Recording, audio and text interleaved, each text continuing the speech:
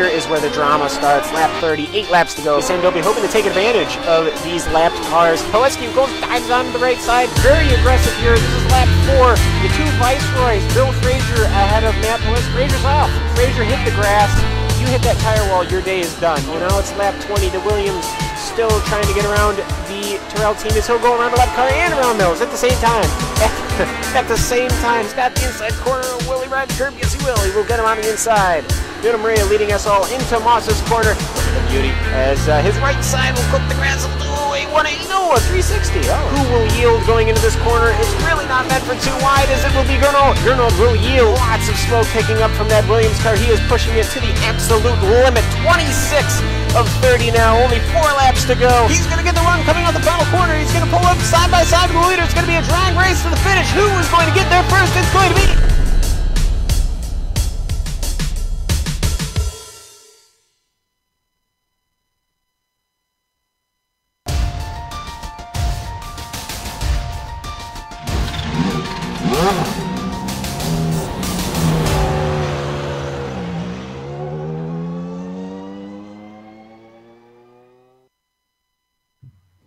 Formula One has had an on and off relationship with the United States throughout the decades, but one of those times when those relationships was its strongest was when the series hit the ever-popular Watkins Glen racetrack in New York.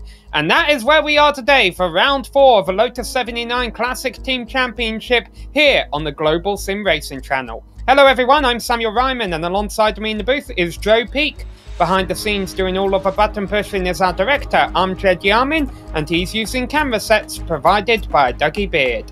Joe, iRacing has 4 configurations of this famed circuit, so which are we using today and how do the drivers have to tackle it? Today they're running the actual circuit this car ran back in '78. Well, obviously there's some slight differences, but this is the layout that they used in Formula One during the '70s. It's fast, flowing, and demands a lot of trust that the ground effects will make the car stick. At 3.5 miles, you'd expect long lap times, but it's got 11 turns to split it up. Drivers will be full throttle for a huge chunk of the lap.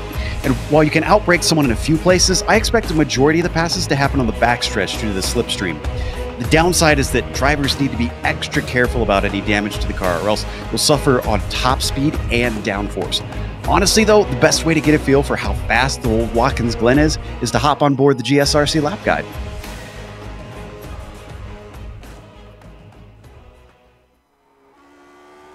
Alright, we've got Amjad Yamin in the GSRC Lotus 79, so let's do a lap around Watkins Glen. Coming down to turn 1, this is an excellent place to pass, but it's also super easy to overshoot. It's downhill as you're braking, so the issue gets compounded even if you're only slightly past your mark. Climbing back up the hill, the draft in the Lotus is going to leave a huge hole in the air. That means you'll see drivers pulling someone in from a long ways back. There's no lifting all the way through these S's, and since this layout skips the bus stop, you don't touch the brakes until the carousel. That means a lot of swapping positions will be taking place down this backstretch. Best to pick your line early and make your intentions clear. For the banked carousel, it's a very fast entry, so the brave drivers will really reap the benefits if they can be consistent. With the high speeds, little incidents will become big ones in a hurry. After that, switch sides quick and set up for the chute. This is a corner where being able to late apex tends to be a better line, but it's tricky to get just right. After that, we come to the lowest part of the circuit at the toe of the boot. This is a spot where you might see drivers try to overtake, but if you can get a better launch off the corner than your opponent, it's very possible to get the spot back. This climb is incredibly steep, so momentum is your friend. And the heel of the boot is another place where passing isn't uncommon, so you'll get a good chance to outbrake your opponent. Watch out for the inside curbs, because some of the taller ones will upset the car very badly. By now, we're getting back to the main part of the circuit. The crest and off-camber nature of turn 9 makes it tricky enough, but on-throttle oversteer on turn exit just complicates things further, as Amjad shows here. Indianapolis has some banking, but even with all the downforce of the Lotus, it's not quite flat out. Finally, we hit the last turn, which has the barrier right at the edge of the track.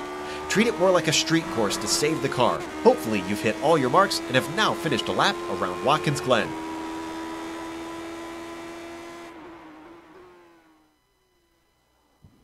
Well, that is a lap around the track, and we have the best of the best drivers here to duke it out on the circuit. Don't believe us? Well, take a look at this. Here's Barry West, a regular top 10 contender in this series, and there you see the number 17 on his car. He has the 17th highest I rating in this 31 car top split. That just shows you the quality of the field we have today out here at Watkins Glen. And then let's have a look at the cream of the crop, our championship leaders after the opening 3 rounds. Because we're not too far into the season, the positions are still jumping around quite a bit, and it looks like we're going to be shaping up for a good championship battle between Matt Wood and Gurno Freach, who's moved his way up into second. Nicola Cotree is sitting back there in 3rd place, and Adam Frazier and John Stevens, the 2 Americans, have jumped their way onto our top 5 driver standings graphics there. What about the team standings? Remember, this is called the Lotus 79 Classic Team Championship because they race the old 1978 Formula 1 paint schemes. And there you see Ferrari currently leading the standings after both of their drivers finished in the top 5 last race out. Lotus is down in 2nd, and Ligier and Brabham rounding out the top 4, all of those teams within 5 points of another. Then you've got a bit of a jump back down to Walter Wolf Racing, rounding out the top 5, Joe. And of course, if nobody's watched this series before, they are in round 4 out of 12, as they do 12 races every season. Now, they have 4 drop weeks for the drivers and only 2 for the team. That's because, well, you've got 2 people competing for the team, so you got a little bit more leeway there. Now, today's race is going to be 28 laps, and there's no expected stops for fuel. In fact, no expected stops for tires either. But the setups are open, so anything you could do to this Lotus 79 back in real life, they can do here in the sim. They have an incident cap in this series, 17 incidents, and you will be disqualified on the spot.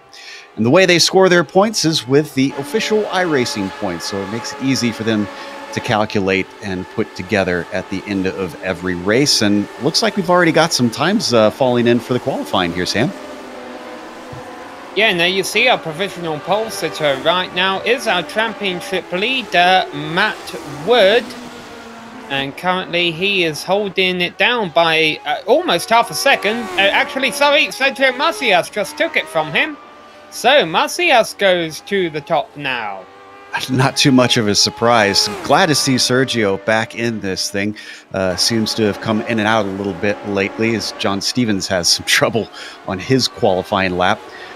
Good to see also Tobias Gerber coming over from the Camel series and trying out this car with its similarity to the Nissan, the GTPX that they race here in iRacing. Now you see Gurno Freach, the challenger to Matt Wood for the championship, has now taken the top time away with an impressive 1:34.6, about 0.6 of a second quicker than anybody else has gone. So how costly now is that spin that we saw by Matt Wood going to be? Because that came, I believe, on his 2nd qualifying lap. He's not going to be able to complete that. He was sitting on provisional pole position. He's been shuffled back to 4th. He's not going to be able to set another time. How many other drivers will be able to put that number 5 car and now points leader Matt Wood back in the field? Well, Matt Wood is back to 4th now, and we were watching Suarez for a second. He's just completing his 2nd lap, and it looks like it improves him a little bit, but only up to 6th. Just wrapping up last couple of minutes of qualifying here. Now, because it's an official iRacing session, I don't believe there's a whole lot of added time given to these drivers, but they only get 2 time laps anyway, and with this being a 1.5-minute long racetrack, they should easily all be able to get both of their time laps in. And qualifying could be kind of critical here, Joe. Even though it's not the hardest track to make a pass on, we have seen time and time again at Watkins Glen, turn 1 and if not turn 1, the yeses be a huge trouble zone on the opening lap. And the best way to avoid all that is to get out in front of it all. Absolutely. A lot of times there's not much you can do if you get caught up in the melee. And I think a lot of people forget about not just turn 1 and the S's, but what comes between them, if anything. Because turn 1, you know, sometimes drivers can spread out and be able to get away from each other because of that paved runoff to the outside. But so many times I've called races here, I've seen where drivers try to come back to the track. And well, it's a little bit of chaos at the start of the race, and you might not realize that you've got 3 or 4 cars to your inside. And so you kind of just accidentally plow into a whole group of cars, and then it narrows up right at that point where it starts to enter the S's, that first little uphill right-hander. And I've seen so many huge accidents unfold just because someone accidentally clipped someone trying to get back to the track when they went wide. As qualifying is coming to a close here, you see now Juha Nuolampi has taken second place away. What can Barry West do? He's currently sitting 13th in the number 17 machine, and as he comes across the finish line, he wasn't able to improve on that. So the top 7, sorry, I take that back. The top 5 drivers on the grid right now all have single-digit numbers on their car. That means they all have top 10 iRating in the field. Friesch on provisional pole in the 1, Nuolampi in the 3, Macias in the 2, Matt Wood in the 5, and Adam Fraser in the 6. One driver who's really going to be worth keeping an eye on this race, Joe, is Fabian Gerber. He has a number 4 on his car, and he's qualified all the way back 20th on the grid. And let's give you that full grid right now. Gernot Friesch on pole position ahead of Juha Nuolampi by half a second. Sergio Macias will be starting behind him in 3rd, and then right behind him is our championship leader Matt Wood. Adam Fraser and Tobias Gerber will be on row number 3, and behind them are Sergio Fernandez and Pablo Lombora Suarez. Charles-Eric Lemelin has a number 21 on his car this time, but he qualifies in the 9th. That's consistency paying off right there for you, ahead of John Stevens in 10th. Peter Konieczny is going to be starting 11th with Alex Millward in 12th. Then you've got Barry West, as you said, 13th. Robert Plumley qualifying 14th here today. Great considering his number. Kendrick Taylor starts 15th with P16 going to Dustin Herroder.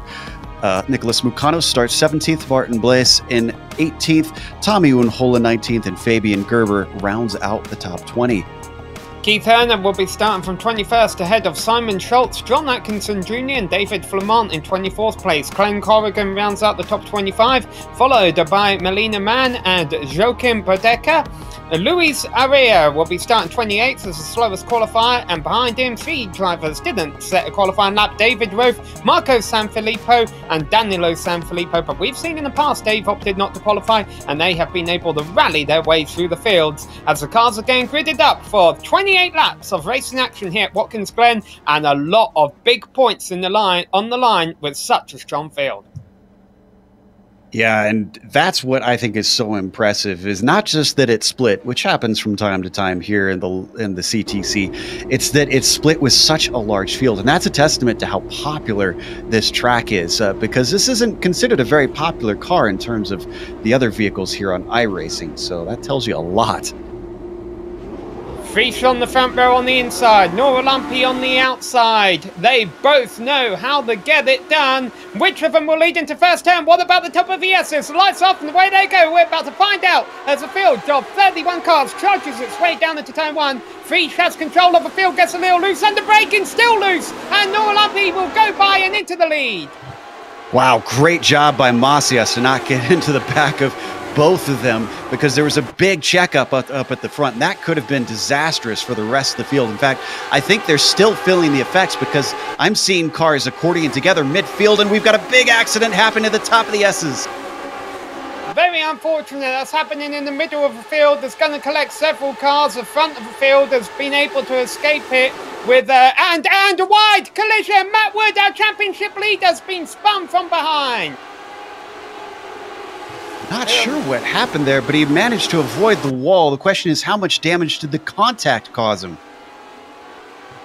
And it's going to move everyone behind that battle up 2 spots. So Fraser's in 3rd now. Tobias Gerber in 4th place. Sergio Fernandez rounding out the top 5. Still a lot of hard racing going on as they enter the boot section.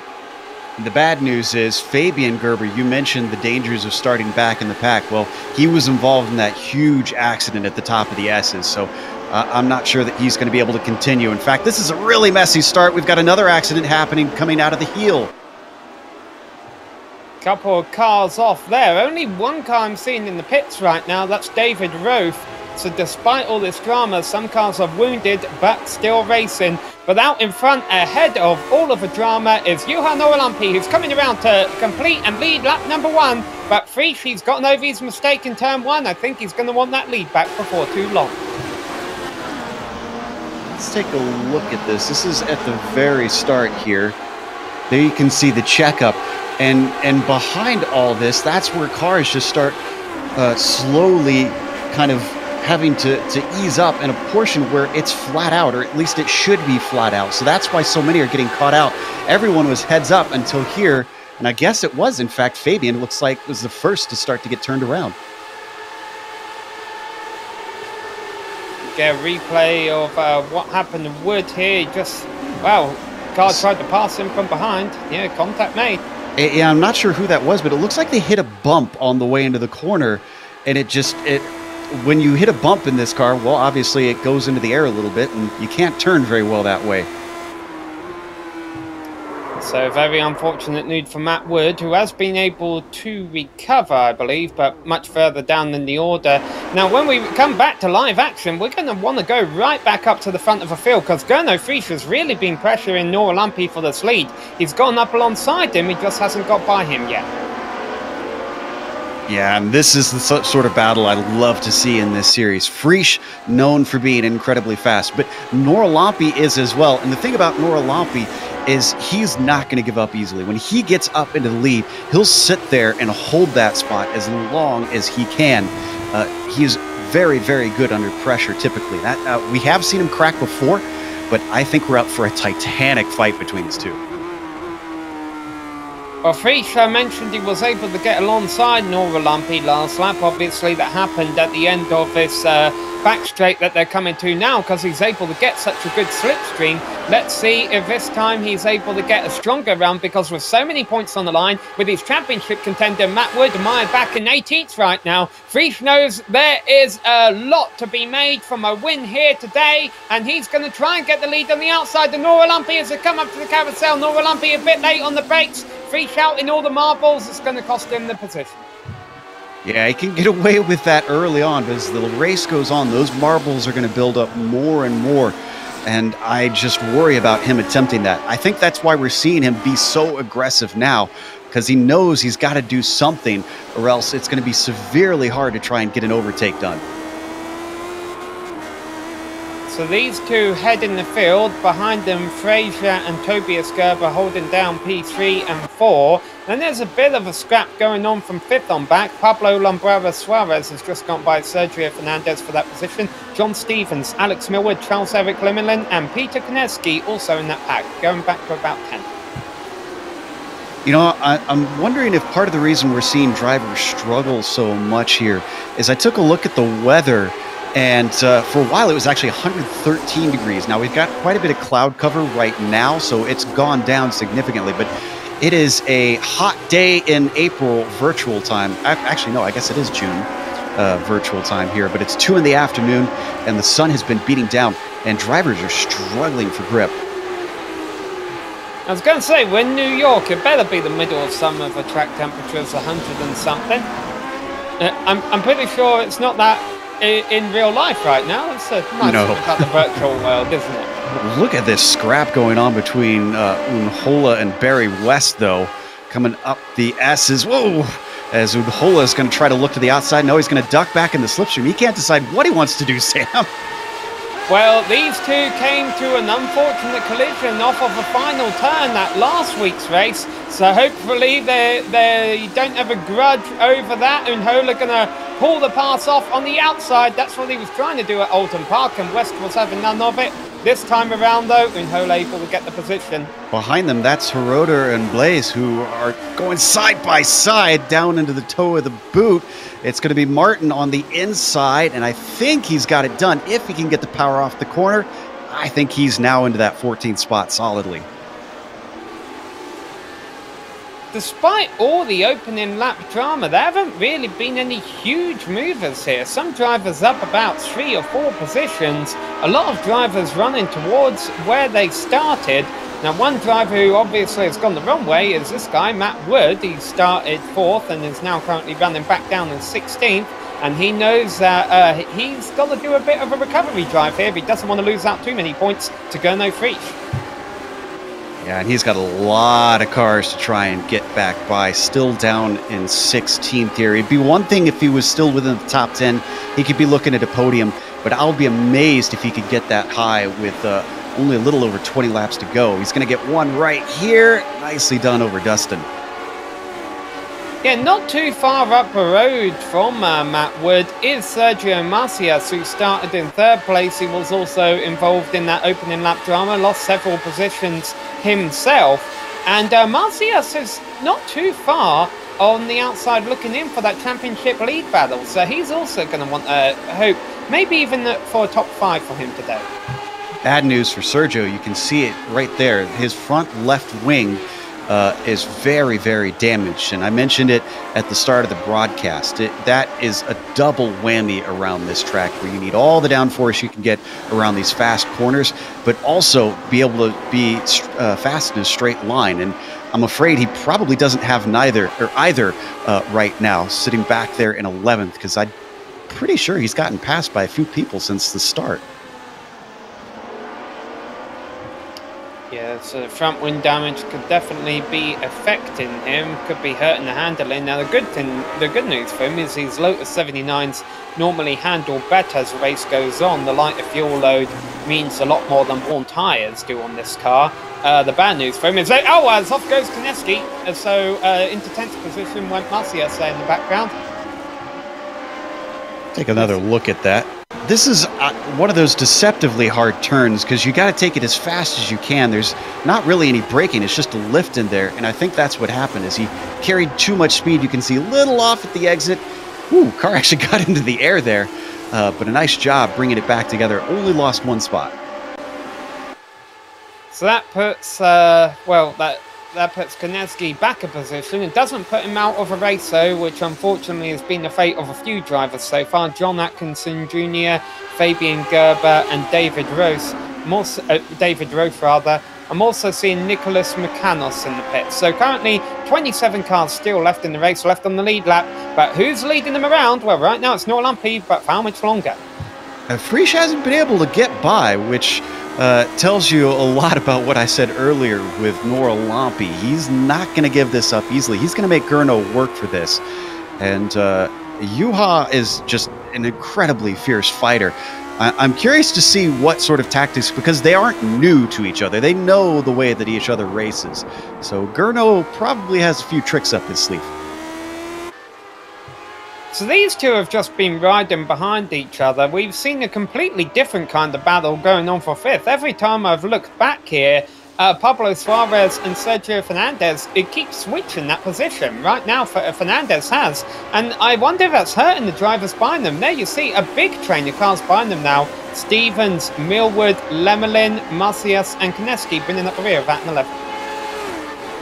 Yeah, and typically with the draft, you'd think it would allow them to swap past them, especially if they're fighting that much. So I'm not sure why they're stuck behind them. We'll get a good idea here as they come up the hill. Looks like a great run by Suarez, frankly. So maybe it's just a difference in gearing or difference in the way they set up the car, that coming off those slow corners, they're just much better. Prix once again looking for the lead on the outside of Nora Lumpy. Nora Lumpy, though, has a better traction on the exit and is able to defend that position, so no change there. As we go back to the pack for 5th, 7th place is being contested between Millwood, who pushes out wide on the exit there and almost gone to the side of Stevens.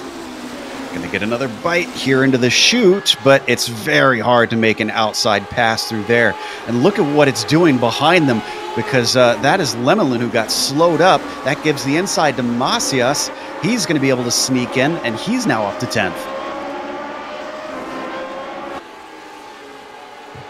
Yeah, his cars look similar, but Charles-Eric Lemelin's teammate at the John Player Team Lotus team is Matt Wood, who isn't too far behind this battle. Not going to be the best of days for them, considering Wood is so far down the order right now, unless he has just a great recovery drive. So right on board with Charles-Eric. Well, we're only a quarter distance through this race. Yeah, there's still opportunities, that is for sure. And I think we had another victim, David Flamont. Looks like he is headed into the pits, and I'm not sure what caused that. Well, Simon Schultz is in the pits as well, and those two have been running nose to tail. So my guess, as we take a look at the replay here, is that they were both involved in something. Yeah, instead they were running roof to floor for a moment. You're going to see just a little bit of a drift across the track. Oof. And it was a big, big accident. Good job by all the drivers behind to make sure to avoid that. Getting an aerial view here now, and the helicopter pilot might get a little scared by what he's about to see. Yeah, not typical that you see accidents there in a straight line. You got to be careful. You got to watch out when you're running next to someone that you hold your line, or you just give that little bit more space to them. And look here, Drew. There's a red car in front of a white one. So, Freischer's found a way by Nora Lumpy. My guess is, we'll get a replay of it. My guess is it happened going down the back straight. He was able to pull it off into the carousel. Yep, that's exactly where it was. It was around the carousel, but it wasn't finished there. Watch this. Gets a great run. Now, he somehow finds the grip this time. This is from all the practice that he's had. And this is critical because watch, now he's got the inside for the chute. That's where you want to be. Like I said, holding the outside of the chute is supremely hard, and even Nora Lumpy, despite his tenacity, is not able to do it, and that's where finally Freisch gets it done. Well, now the question is, you know, all of a sudden it's Nora Lumpy's job now to try and find a way back by Freisch. He definitely has a rapid pace. He qualified second. He's been leading the race for the first 8 laps. Can he hang with Freisch, and can he pass him back? Well, it's not going to be this time. And he didn't really get close to him. So I'm wondering if Juha's running a little bit more wing than Gurno is. It could be that he's struggling, and that's going to be really difficult. You got to trim the car out so that you can be fast in a straight line and have a chance to try and pass down that backstretch. And speaking of passes, looks like Macias is going to make another one. Or try to. Oh! Good catch by Millward. My goodness. Oh, and behind him, Unhola's in the wall. And, oh wow, we're about to watch a lot of action here, because after this impressive save, Unhola makes a big mistake, and it has affected Matt Wood. So we'll see the impressive save from Millward there, and then Unhola going through the exact same turn runs into trouble, but unfortunately for I think it was Matt Wood, when he comes back on the circuit. Yeah, this will be my first time seeing exactly what happened here. Oh, yeah, just understeer into that corner. Easy to do because it's so downhill. And once they touch, there's no runoff on the outside of there, Sam. You have no time to save the car. Yeah, I saw the post-incident collision there where as we see Wood getting hard into the wall. Well, that's definitely not going to help his championship. So I didn't see that initial collision here. This is what I saw. It looks like the accident's over. Not quite.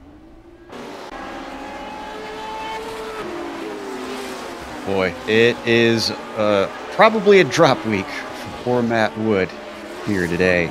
I'd say his day is pretty much done unless he really feels like getting it back out to try to salvage some points. Well, the really bad news for Matt Wood is that Gurno Freisch's championship rival is pulling away from Nora Lumpy, and it looks like he could, you know, take a victory right here, but we've got a long ways to go. We'll see if Nora Lumpy's just saving something. And you just saw there a moment ago Unhola running. He's got a lot of damage on his car, but he's still out there running in 16th place. Yeah, I don't think Nora Lumpy's not the type to hold back. So if Freisch is running away from him, I think that's actual pace that we're seeing between these two. His biggest hope right now is probably going to be lap traffic, which they will run into at some point here. Not a lot of it at first, since it's thinned out so much since the start of the race, but they are going to hit a few cars. So as Freisch sets the fastest lap of the race, so let's go back to what we were watching at the tail end of the top 10 here. The save from Millward and the problems for Unhola and... Oh, and sorry, more trouble for Unhola. Looks like the final turn. Yeah, I think the handling has gone away on that car. Oh, it happened in the penultimate corner. And it's the same thing we saw from him before, just understeered a little bit wide.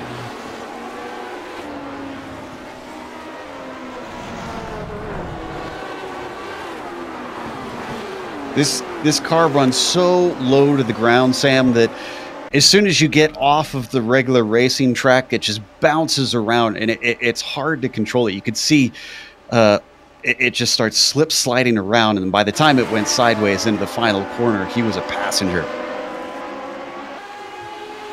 Good battle going on in the middle of the field here. We mentioned these two at the start of a race that it's not abnormal for them to qualify. They normally like to have comeback drives through the field. Those are Marco Sanfilippo and Danilo Sanfilippo, started 30th and 31st respectively, currently mixing it up around 17th, 18 positions here. Yeah, got a nice little battle between all of them. Danilo Sanfilippo trying to get to the inside of Corrigan. Doesn't really work out, but thankfully they all get through the other side. That was a wild dive into the heel.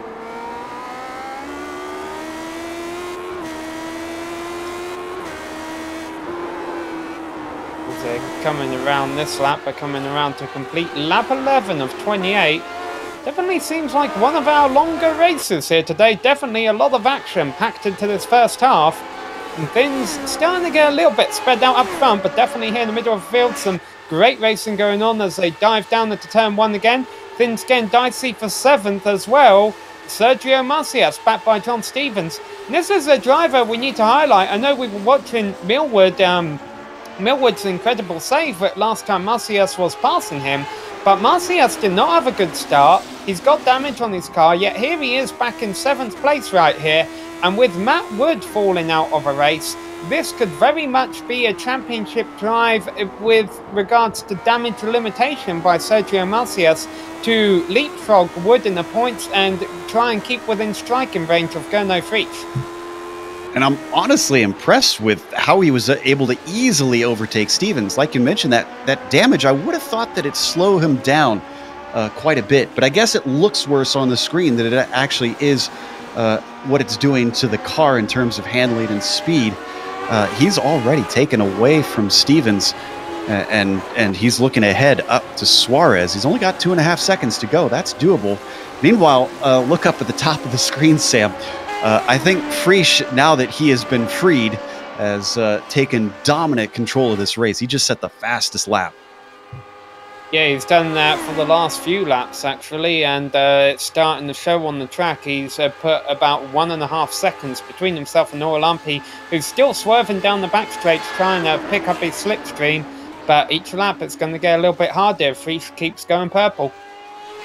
Yeah, and at about 1.5 seconds back, he's really losing touch with that slipstream.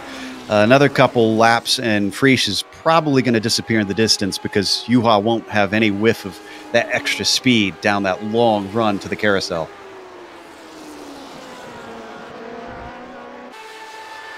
Got a little bit of a battle for 13th. Looks like Herner and West here. West has taken it through the outside of the carousel, so that moves him back up into 13th. Barry West has been racing around 13th place all race long, but he's been racing different drivers. He's passed a lot, but he's also been passed a lot, and boy, he's learning the sponsors on everyone's car out there today. Yeah, but credit to him for keeping it going. Obviously, his number means that he probably should be a little bit farther down with him having the 17 on there, but running around 13th, 14th, no mean feat considering this is top split. Let's see how he handles Herner and Hiroda, who are still relatively close behind. Even though he's just overtaken Keith, he could still come back at him. We'll see what kind of run he gets out of the 90. I'm also curious to see how long Frisch can keep going purple like that. I think Alex Millward about to have a little bit more fun. He and John Stevens Look like they're about to go side by side. I'm curious to see how this will play out. Millward, we've already seen have a beautiful save earlier in this race. Yeah, we'll hope to not repeat that in a couple of turns' time. He's able to take 8th place. And credit the way it's due, where he said there haven't been a lot of big movers through the field, but Millward has been going in the right direction. Started 12th up to 8th. This is a turn he slid through earlier. This lap around, he's got the car a bit more planted.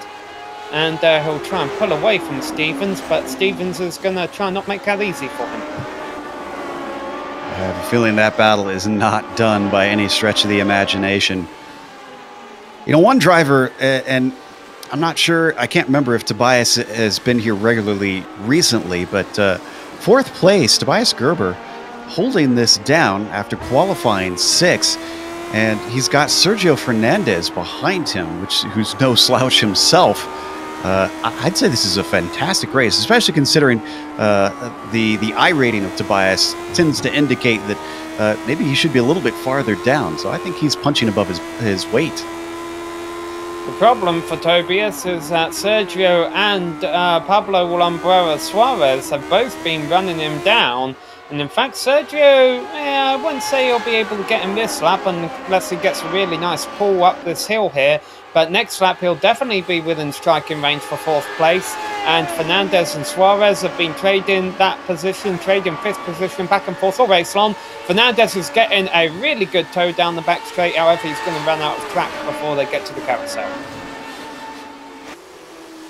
Closes him in, though, and that gives him a good idea of just how much the tow is worth. That is always really good to know as it gets closer to the end of the race, if you're getting within striking range of someone ahead of you. Because if they're close to you on pace, if you pass them too soon, sometimes they can get you back with that same slipstream. As, wow, he gets really tight to the back of Gerber through the toe of the boot. So you kind of have to time it out and know exactly where and when you want to pass to be ahead. My guess would be the back straight. Not a whole lot of great passing opportunities from here to the end of lap, which is only about 4 turns away. But Fernandez has got to hope that Gerber can keep up a pretty good pace for the next several turns, because if he backs him up too much, Suarez is going to be right in on them. And I have a feeling things are about to get really dicey between these three when they come out onto the back straight next time around. Here they go, down the hill, across the line, completing lap 15 of 28 here. We're past the halfway point, down into the braking zone of the first corner, and now it's a matter of who gets a better run out of his turn. Fernandez, he's so close now to Gerber that even if he doesn't have a good run, he's going to have a tow to at least challenge it for the position. Will he be able to pull it off? They've both spaced out ahead of Suarez. So right now, Gerber in 4th, Fernandez in 5th. Who's going to have it coming out of the carousel? And he gives Fernandez the inside, which is really curious. He must feel confident about running a little bit of an outside line, or, well, I guess he just knows his straight line speed, because Fernandez was not able to get fully side by side by that long right-hander. I wonder if Tobias also has his downforce really turned down so that he could be quick in a straight line, because that amazes me that Sergio was not able to easily pass him. And you definitely see it. Looks like Tobias is having a more of a struggle making the apexes of the turns through the twisty parts. So maybe that could build on that argument there, Joe, that, you know, his car isn't as good through the handling portions of the racetrack. Now they're about to come through the left-handers, as much as Watkins Glen is loved. This turn, not necessarily. 2 more turns between them and lap number 17, and then Fernandez will get to try it all again. Suarez still sitting about half a second back, and also they've got to be wary of Sergio Marcias, not far behind this pack in 7th. Yeah, that is when it is going to get interesting, is if those two get caught by him. And this goes back for Formula One fans to that sort of a Red Bull approach. You know, they love downforce on their car. They tend to really throw it in there. But if they ever get stuck behind someone, it makes it so hard and frustrating for them. And I wonder if that's what we're seeing with Sergio. We'll get another look at it, and this will be really telling. Yeah, because he's able to get a nice run coming out of the S's. He's doing everything right. If he had a lower downforce setup, he would have easily cleared him by now. He just can't. And You see Suarez is able to run them both down a little bit, but then Suarez, I think, seems to struggle a little bit in the twistier part here. And that's maybe why we saw Fernandez and Suarez swapping positions back and forth earlier on. Maybe they had a similar thing going on with their setups, a bit of an argument between themselves. Certainly could be the case. Oh, this is going to be a great opportunity here. And you can see Gerber knows it. He immediately went defensive because he looks like he had a little bit of wheel spin out of the heel, late on the brakes for Fernandez. And that's where the downforce comes in handy, going the long way around. Beautiful move. And we'll get a replay of that. But the problem now is Fernandez is ahead of these two who have a lot of straight line speed. And he's going to have to hope he's got a good gap on them by the time they get back around to the hill. So there we see the mistake by Gerber ahead of Fernandez. Fernandez capitalizes on it, gets fourth position as on lap number 17. And it's now lap number 18, and I can tell you as we come back live that Fernandez has built up a bit of a gap over Gerber and Suarez. So maybe Fernandez is going to be comfortable in fourth, and we're about to see a three-way battle for fifth, because Macias is not too far behind these two. Yeah, I think Fernandez is a pretty wily driver because he knew that he had to build up that buffer. And as they come down the backstretch, yeah, I'm pretty certain that Gerber is way too far behind. Pablo, though, has got a decent run, looks to the inside, but way too late. And these guys battling for position and playing it very tricky here. They all know what kind of gap they want over their competitors. Well, something could be about to shake that all up, and that something is the number 7 car running the lap down, Nicolas Mucanos, who was involved in some early misfortune, now has this battle from 4th to 7th right on his rear wing. He's going to pull to the side and let Fernandez by. Will he let the rest of them by? Yes, he does. So this battle will resume unaffected with 10 laps left to go when they hit the line. And ahead of all this, Sam, we haven't really given much of a look to Adam Frazier. He's a bit in no man's land right now. He's running in 3rd. This has been probably one of the most quiet races of anybody out here. He started in 5th and has just been doing his own thing. Yeah, and I'm taking a look here because Adam Frazier racing for Ferrari. Well, they had a great race last time out at Alton Park, him and his teammate John Stevens. And once again, Ferrari having a good team performance here. John Stevens currently running 9th. I wouldn't be surprised if they reeled in yet more points and extended their lead. Oh, what happened to John Stevens? And that could backfire, what I just said. Commentator's curse. Yeah, and that was strictly driver error. He just came down and looks like maybe downshifted a little bit too much. The rear of the car comes around through the 90 and, well, he got it going once again because he didn't hit anything, but lost a lot of positions. Going in 11th, great battle for 5th, and Pablo Suarez has gotten up alongside Tobias Gerber. He hasn't been able to make a move stick yet, but now as they go down into the boot, he's down the inside. Macias right behind them both, trying to work out which one of them is going to win this battle. It's been going on for about 3 corners now. Gerber still on the outside, Suarez still on the inside. So now it's going to be a question of who has the better brakes as they go down the hill here. Gerber still with the nose out in front. This time he has a racing line, and Suarez going to try and switch over. Oh, and gets hit! Suarez did a good job of covering off the likes of Macias after they came out of the heel, but I guess Macias didn't expect him to continue back onto the racing line. Let's watch it one more time. Yeah, he pulled over pretty late.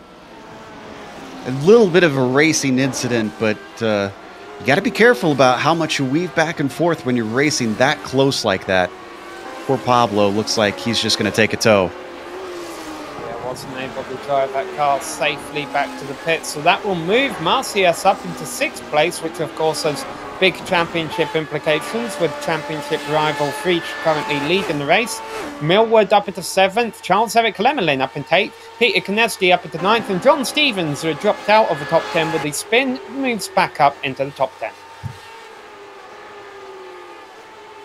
Down to 9 laps to go, Sam. I wonder if we're going to see the intensity pick up again. It started out pretty hot, then, cooled down a little bit here in the middle part of the race. But drivers have got to start making moves if they want to have these places when it comes to the checkered flag. So right here, we're going to see down in the mid-pack a little bit of a fight going on.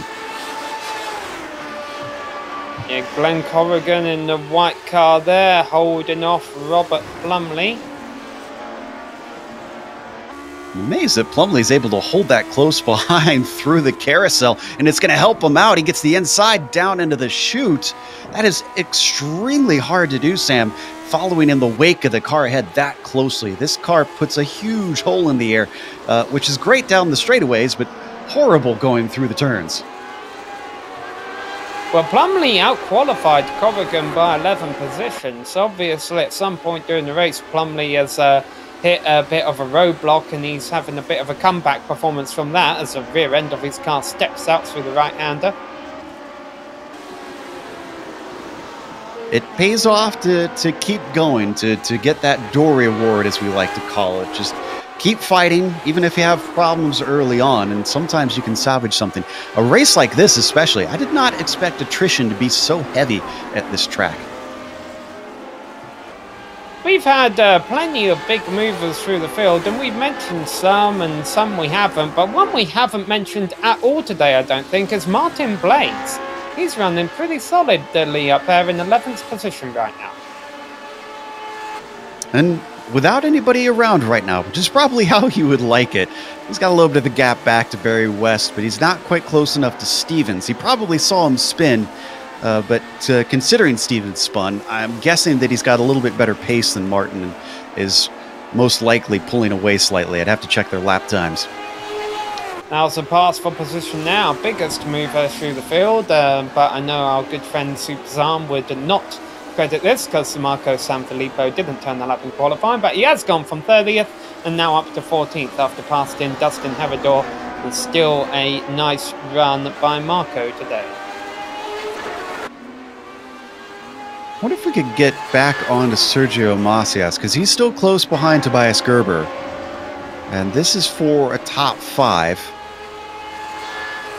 Now, he's been kind of hovering around here, and he's had the damage that we can see for a while, but remember, he had that contact with Pablo Suarez a little bit earlier, and that could have caused more damage to the car. And again, sometimes what we see doesn't really reflect exactly what the car is experiencing.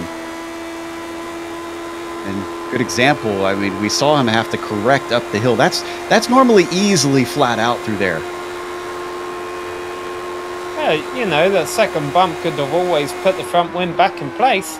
It's like wishful thinking, it's Sam. like, yes, well, it's like Ruby Sue from National Lampoon's Christmas Vacation. You know, get hit by a mule, eyes go crossed, and I forget what happened the second time, but they went back right again. Well, he's still struggling to try and get right up to within passing distance on Tobias. I wonder if it is actually hurting his straight line speed now. As, well, coming off the corner, he certainly went a little bit wide, and that is not going to help. I'm starting to get the feeling that Sergio is having to overdrive the car to try to keep pace with Tobias, especially suffering in that wake.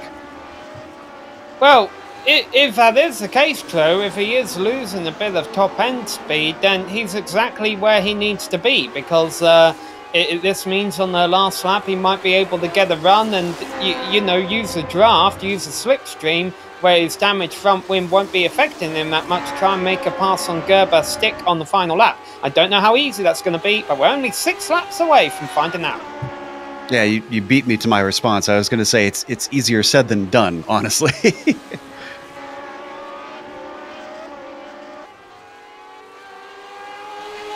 Looks like we got a battle happening in the mid-pack again. Sanfilippo and Mann. Actually, they have. Is this a 3-way fight? Yeah, they got Plumley in there too. Yeah, 4-way fight even. Behind Plumley is Kendrick Taylor. Oh, I think Macias has finally got it. He's down to the inside, coming through the carousel. Can't quite pull it off, and he's going to switch back to the outside. Wow, is he late on the brakes, though.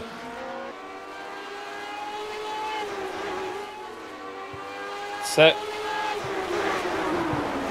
Macias got to see Gerber having a similar fight a little while ago, and trouble for Plumley.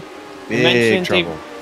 He was having a bit of a comeback run. Unfortunately, it's not going to end on a positive note. Ooh, and that was Kendrick Taylor who got into the back of him. Yeah, that is absolutely day done.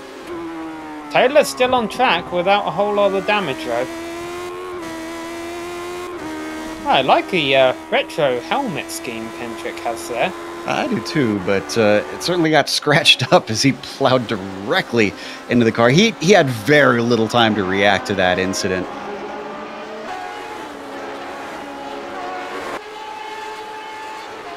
Shades of David Ruterman's NASCAR wreck into the catch fence there a few years ago. That makes sense, since this is still the pre-fully paved exit on that first corner. It's got that little bit of grass, and I think that's what caught him out. He was trying to return not only the grass, but the bump on the transition from the paved runoff to the regular racing surface.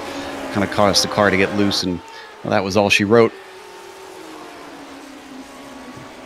Oh, go ahead. No, we got a good little battle shaping up still there for 5th place. It was interesting a few years ago. I don't know if you were watching the Formula 1 race at Silverstone a few years back when Kimi Raikkonen had a massive wreck on the opening lap, Joe. And some drivers or some critics were pointing out that Kimi never does a pre-race track walk to look out for the bumps and stuff that are off a racing track that you might want to look to avoid if things do go wrong during the middle of a race. Well, unfortunately, you can't really see the bumps as easily here in the sim, so not sure that any of the drivers could have done a pre-race walk if it were. I mean, you can move the cameras around the track, but the way that they model the tracks, you can feel the bumps. You can't necessarily always see all the bumps out there, because they can only go into so much visual fidelity. Now, one thing I know some drivers do, which you can do in virtual racing, but not necessarily in the real world where it's a safety hazard, is some drivers, if they hit the wall or damage their wind during a practice session, they'll keep on driving just to get used to what the handling of a race car is like with the damage in case they get similar damage during the race. Now, Macias, I don't know if he's done that, but right now he's doing something right because he's got a great run on Gerber here, looking for 5th position once again down the back straight. It's stalling out as he gets alongside him, and it's going to be a race through the carousel. He's in front, but for how long? And I'm starting to suspect that Gerber knows what he's dealing with, because this is the second time he's tried to hold the outside through the carousel. He's still got a nose in through the chute. If he could just do it, and it's going to switch back. Wow, that is some tenacity from Macias. He finally gets it done. It took him a lot of laps, but now the question is, can he run away? Can he hold on to 5th place, the top 5, after the damage he incurred on lap number 1? Is definitely a heck of a performance today from Macias. And look at the names of the drivers in front of him. Fernandez, Frazier, Noralampi. 3 shows definitely are not drivers you should be ashamed to losing to, as once again, 3 sets the fastest lap of the race. His lead standing at about 5 seconds right now. And this is why you saw Noralampi fight so hard. He knew that as soon as Frisch goes by, basically it's lights out. It's 5 seconds between them. Juhas had no response. He's basically had to hope for some sort of accident from Gurno or some traffic getting in his way, and none has been forthcoming. So at this point, it's Juha just running what he can, holding his pace up as good as he can, and just hoping for some luck to fall his way. Well, it looks like Fish is having the best day for drivers in the driver championship, but what about teams in the team championship? Still Ferrari sitting quite solid, I would say, with Frazier running out there in 3rd, and John Stevens wants that 9th position that he lost a few laps ago back, because he is running down Peter Konevsky. He wants to get his Ferrari back up into that P9 spot. Peter's feeling threatened. He went way down to the inside to try and break that draft. It didn't work, but John wasn't able to get close enough to make an attack, at least. He's still got 3 more laps, so he's got to hustle if he wants to get by, and he's not going to have many opportunities.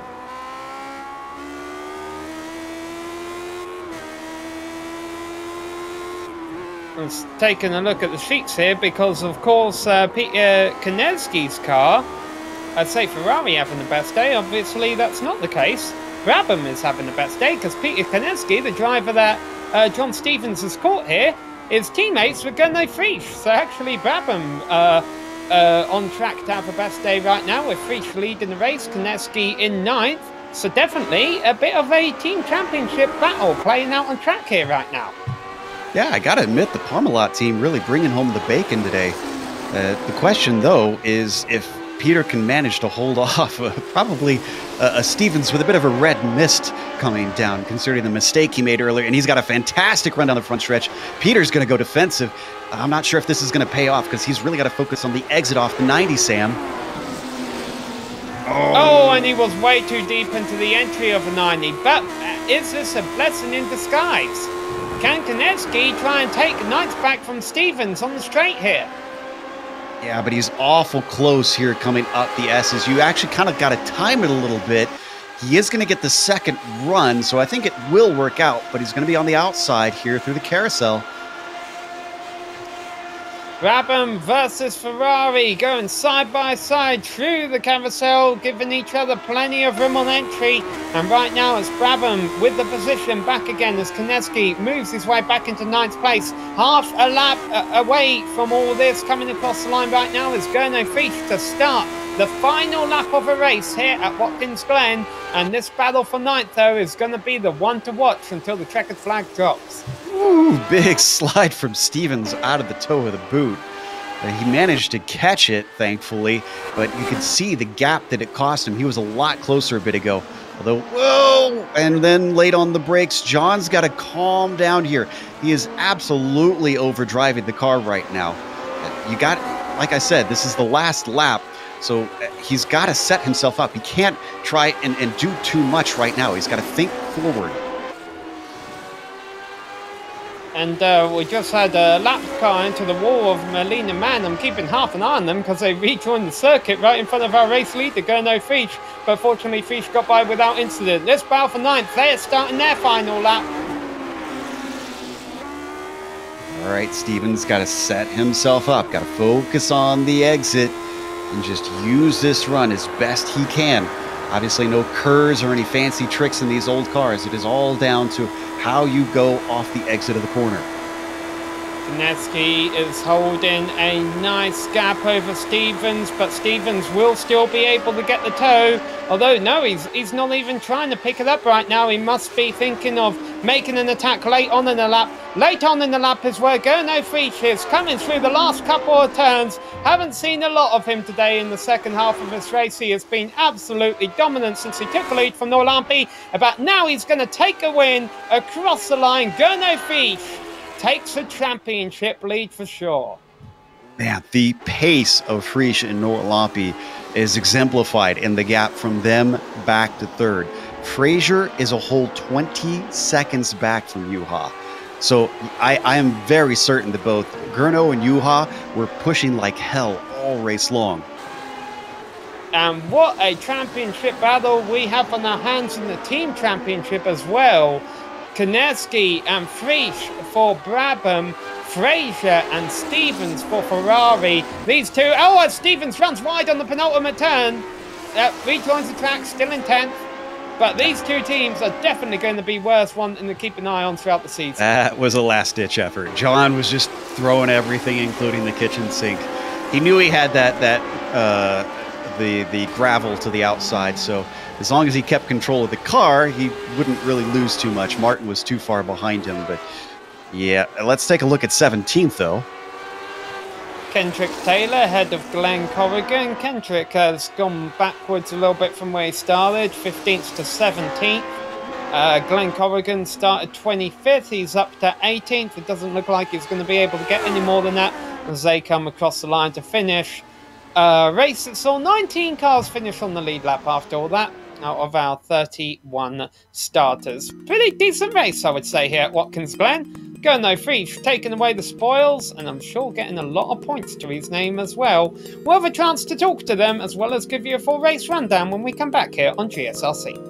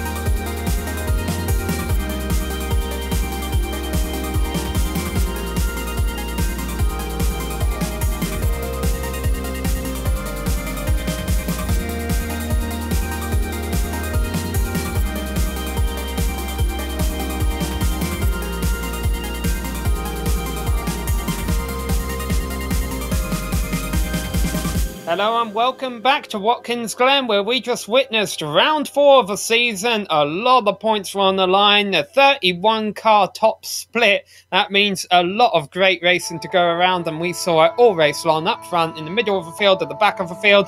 But at the end of the day, it was Gurno Frisch taking home a win by only 4 seconds. I think a lot of that was due to him slowing down for a lap car that ran into trouble on the final lap, making sure he got through that cleanly. Juha Noralampi came across the line in second place. 20 seconds on down the road as Adam Fraser in third place, but a good day for his team Ferrari. Sergio Fernandez finishes in fourth, with Sergio Macias rounding out the top 5 after a couple of early incidents. Tobias Gerber will finish in 6th place ahead of Alex Millwood. Charles-Eric Lemelin, what a day for him in iRacing. The number 21 car, 21st highest iRacing, entering the race, but he brings it home in 8th place. Similar for Peter Koneski back there in 9th place in the 26 car. Also a great day for Brabham, with Koneski in 9th and Frisch in 1st. John Stevens rounds out the top 10 in his Ferrari. Mid-pack was all about climbers. Martin Blaze from 18th to 11th. Barry West got 12th, but how about this? Keith Herner going from 21st to 13th. And then Marco Sanfilippo did not qualify, even still had to pass a lot of cars, from 30th to 14th. Justin Heroder got 15th today. Danilo Sanfilippo from 31st to 16th. Kendrick Taylor got 17th, then P18 goes to Glen Corrigan, who also qualified 25th, so another good climb. Joachim Bodeker finishing 19th, and Luis Aria finishes in 20th. 21st place was a driver who ran into trouble on the last lap. Melina Mann, going to be the last car, 1 lap down. Then we ran into the drivers who ran into big trouble today, starting with Tommy Unhola in 22nd. Behind him, Nicolas Mecanos down in 23rd, Robert Plumley 24th, and Pablo Suarez 25th. One of the big stories of the race, our championship leader, Matt Wood, getting caught up in a couple of incidents, finishes 26th. Simon Scholes 27th, ahead of David Flamont, David Rove, Fabian Gerber, and John Atkinson Jr. rounding up the field. Well, we have some of our top finishers here to talk to us, including our race winner, so let's pull him in. Gurno Frisch, another victory here today at Watkins Glen, but for the first half of the race, you had to fight Noralampi to get it. Yeah, hi Sam. Yeah, it was a tough race. The first half was a little bit stressful. Didn't have a good start, so I have to apologize to Sergio for the turn 1 trouble that I caused. I'm thankful that he managed to avoid me somehow. And then I had to try to get past Juha somehow. He was really quick, but yeah, in the end, it worked, so I'm really happy with that one. Now, how much during the race are you keeping an eye on your championship contenders? Because I know Macias had a bit of a comeback race to finish in 5th place, but Matt Wood is all the way down in 26th after retirement. Do you keep an eye on that kind of stuff, and how confident are you feeling about the championship right now? I'm not confident at all. I think it's really early, and this was the second week where I had a split race, so it's my first really big points win, and yeah, championship will be decided in these big races. There's still a very long way to go, so I think it's really too early to look on the points. Well, talking about the races, next week we have a very, very interesting one indeed, at least for us spectators, the Charlotte Roval. How are you getting prepared for that? First, I need to have a look at the track. I don't know it yet, so yeah, we'll see. I think everyone starts from scratch, so yeah, it will be an interesting week for sure. All right, well, thanks for coming to talk to us, Gurno. Congrats on your win. Congrats on your massive points all there. And also congrats for Team Brabham. Peter Koneski, a good finish down there in 9th as well. I know that Peter was doing really well. Congrats to the other guys on the podium as well, so Juha and Adam. Thanks for having me. Bye-bye. All right, that was our race winner, Gurno Frisch. And Joe, you've called up with our 2nd place finisher, Juha. Juha, you managed to get in front after Gurno made that big error on the first corner, but it seemed like even you knew that it was going to be a very hard task to keep him back the whole race. Yeah, hi Joe, for the long time. Well, yes, I knew that Gernot was very fast here, and he was almost half a second faster at the qualification, and that was the amazing time. But yes, I knew that in some point he will be able to pass me. I had little less downforce, and he could stick to my rear very good at do it with twitchy parts, and well, then you can have the good draft, and well, up to lap 8 it was good overtaking from Gernot, and he was too fast this time, and congratulations to him, and I'm very pleased to be the second, because I hadn't had the time this week to practice. I was spreading the word of God by preaching, and I just took the last season 2018 season 1 car, and I didn't make any changes, so I'm very pleased to have this second place now. Yeah, how do you tend to approach a track like this with the high speed corners? Obviously, you want to have a lot of downforce to be able to carry your speed through them, but it's so critical to be fast in a straight line down the backstretch. So do you make a compromise, or do you lean it one way or the other? Well, I think it's depending on how you approach what is your goal here. If you want to be at the top, you have to have a good top speed, and well, it isn't critical to be at the pole here, as you saw, and second or third place is I think best to start if you have enough top speed. And well, after that, if you have enough top speed, you better be 4 or 5 tenths ahead at the starting line, and then you can keep that lead. But if you can only be 3 or 4 tenths, then a guy behind can overtake you, even if he had 2 or 3 kilometers less down the top speed. And we talked a little bit with Gernot about the upcoming Roval race at Charlotte, and I want to ask you the same thing. Any thoughts on that? Have you tried the chicane on the backstretch there yet? Can you take it flat out?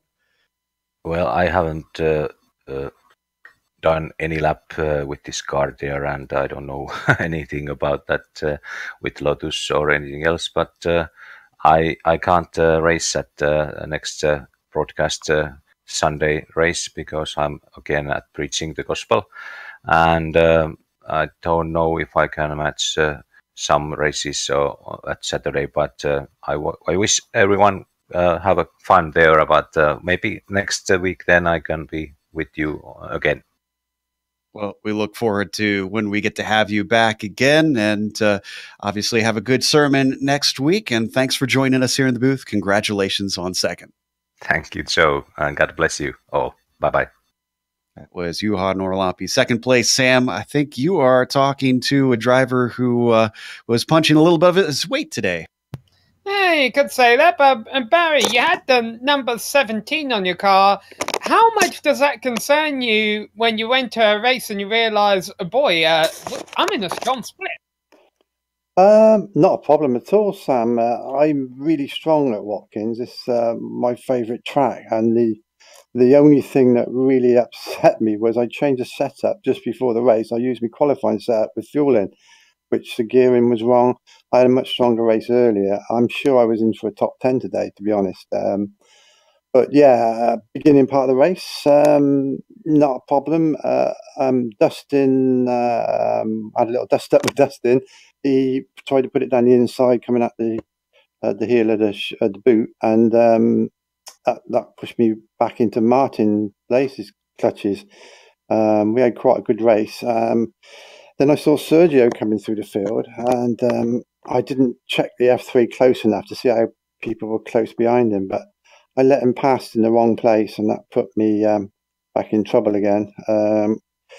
So yeah, I think then Tommy went by because he was right behind, and yeah, that was a bit of a mess. I should have just carried on, kept to my lines, and then Sergio would have got past on the big back straight anyway. So Yeah, I felt comfortable living with the quicker guys today. It's just when you got to race somebody, it just slows you up. Took a while to get past Dustin, and then a small error, and then he's back on you again. And then towards the end of the race, I was with Martin. We had some really good battles, and then Keith caught me up, and I think in clean air I was a little bit quicker, but of course it's difficult when you're trying to defend and get a fast lap time in. That turn one is super critical. If you miss that apex in turn one, you're under all sorts of pressure then up to the back straight. But yeah, 12th, good place. Should have been higher, but can't grumble. In one piece. Only got hit twice, I think. Yeah, we see you started 13th, and pretty much every time we went out to just outside the top 10, you were pretty much flirting around 12th, 13th place all race long. It definitely sounds you're not too thrilled with that finish, but still a good one. So what are you going to be your goals setting your eyes next week on the new Charlotte Roval? I haven't even tried that at all. So yeah, that's going to be interesting. Roval. We did a race a few years ago at Indianapolis, and that was quite good. I actually overtook Gurno, so that's my claim to fame. But yeah, so it's probably a bit of an equaliser, the Roval. So I quite enjoyed the one we did. But yeah, I prefer the road courses, but once in a while it'd be quite good. All right, well, we got a couple more interviews lined up here, Barry, so we're going to let you go and hope to talk to you next week at Charlotte. Thanks, Sam. Cheers. All right, that was Barry West. And now, unfortunately, Joe, you called up with one more driver who didn't quite have as good of a race today. Yeah, it's probably been a frustrating 2 weeks for Tommy Unhola. He gets 22nd today. Tommy, it looks like you had a couple problems out there. One, not necessarily of your doing, and the other, it seemed like the car looks a little understeery. Oh, yeah, yeah, it was not good race at all. Preparation was really bad. I was racing in Nicky Team's charity race yesterday. I want to mention that as it was for Danny's child and cancer foundation. So if anyone is thinking about charity investment, that would be kind of good, really good cause, and it's good that you have things like that. But I drove 5 hours of that, and my sleeping schedule was very off, so I just made this race, and yeah, it was a bit unlucky there. It was, maybe I turned a bit too early when I was driving with Matt, so I'm not actually sure, but it might have been a racing incident, so sorry if it was a bit early turn, and yeah, and there was a couple other incidents too. Obviously, this is a second week in a row where the broadcast race hasn't probably turned out how you would want. Do you give extra weight to the broadcast races, or are they just kind of just another race in the week for you? Well, actually, yeah, they are my favorite races, and well, especially in this series, it's pretty much only time slot I can make. So I'm doing one race in week, and this is it. So it's really emotion in it. I can't figure out better word, but yeah, it's really exciting, and I love doing this. I maybe would have skipped today, but it was fun track and so on. That Prix forgot to turn again, but yeah. Does that make it difficult to keep your chin up when you get 2 weeks in a row like this, where incidents happen?